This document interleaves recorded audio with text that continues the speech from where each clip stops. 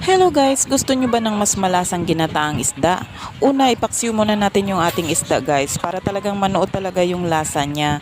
Pagkatapos yan guys, pagluto na yung ating paksiw na isda, lagyan na natin yung pinakakakanggata lang yung ating ilalagay. Tapos yan guys, habang ginagawa ko yan, dun sa kabilang kalan ko ay pinapakuluan ko na yung malunggay na ilalagay ko. Hindi kasi pwedeng ilagay agad yung malunggay kasi may suka yung ating paksiw. Hindi lalambot yung ating malunggay, magiging makunat. Pinakuluan ko siya guys dun sa pangalawang gata naman. Tapos ayan guys, luto na yung ating malunggay. Ilagay na natin at ihalo natin sa gata. Ayan, ikalat natin yung malunggay guys dun sa gata para maluto talaga yung ating malunggay. Ayan. Yan, haluin lang natin tong maigi guys. Huwag naman sobrang halo kasi baka magkadurog-durog naman yung ating isda. Yan siya guys. Inilalim-ilalim ko lang. Tapos yung iba naman yan guys, inibabaw ko na yung isda. Ayan.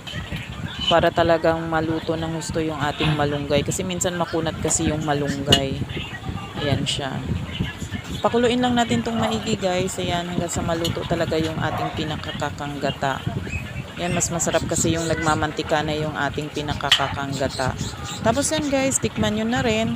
Kapag naman matabang sa panlasa nyo, ilagyan nyo na lang ng konting asin. Huwag naman pakaalatan guys, baka hindi naman na makain yan. Ayan siya guys, luto na yan siya. Thank you for watching. Please follow for more video. Maraming salamat po. Pa-share na din. Thank you.